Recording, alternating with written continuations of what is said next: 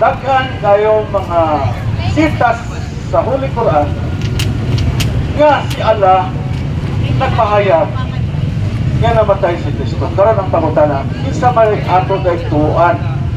Ikaw na nag-ingon nga si Kristo wala namatay, o si Allah nga yan ipahayag nga namatay si Kristo? Ito ba?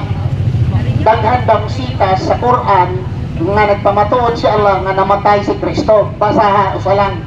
Tagay ko usa lang kaaya verse nga namatay si Kristo. Bereket, Jesus Christ died according to the Quran.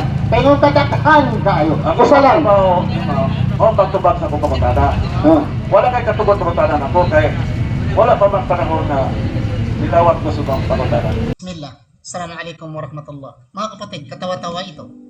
At alam mo ba yung katunggali ko? Siya ang chairman sa or pinaka-head sa Catholic Faith Defender sa entire Negros Oriental. At noon dating vice mayor ito at sa ngayon presently isa siyang board member sa Dumaguete City. May rangko ito. Senior ito. Paano mo nasabi niya? Ang dami daw sitas sa Quran nang namatay si Kristo. Yung sumagot ako, sabi ko, ipakita. Yan ang sagot ko eh. Ipakita kung saan, anong verse, isa lang. Sumagot ako na isa lang.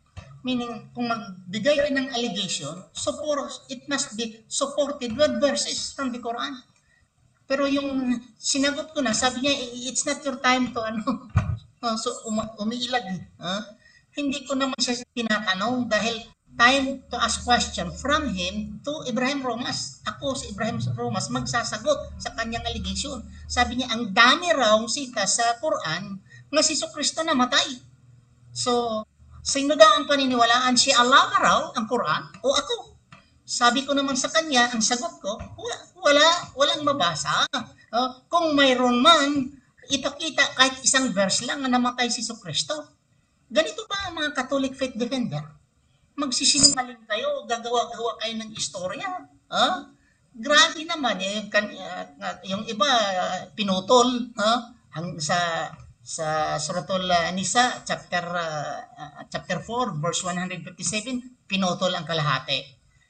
Ngayon naman sabi niya ang dami raw. Kayo mga Kristiyano, hamon ko sa inyo, kung mayroong sa Quran ina-Arabic na nasulat sa Arabic, baka translation kalupon sa translation sa Arabic nga si Kristo ay namatay, mag-Roman Catholic ako. Kayo mga Romano Catholic, kung mayroon sa Arabic na sulat sa Quran, Mushaf al-Lugatul al-Arabiya, kung mayroong sulat diyan nga namatay si Kristo,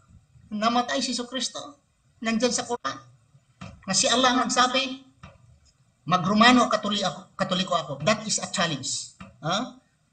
Pero wala, hinto na kayo sa pagsisinungaling. Mahihiya naman kayo. Mga kapatid, dahil I'm not only talking to this person, but marami pa akong mga Katolik na katunggali nga ganon, mag-quote kahit wala, magbasa kahit walang nasulat sa Biblia man o sa Quran.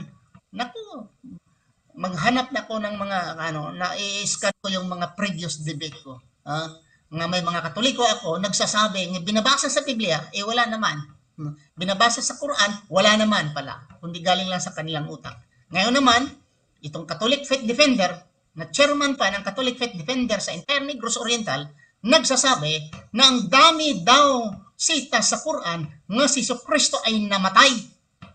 Kayo mga Muslim, maniniwala kayo? Naku naman. Maraming salamat. Assalamualaikum warahmatullahi wabarakatuh.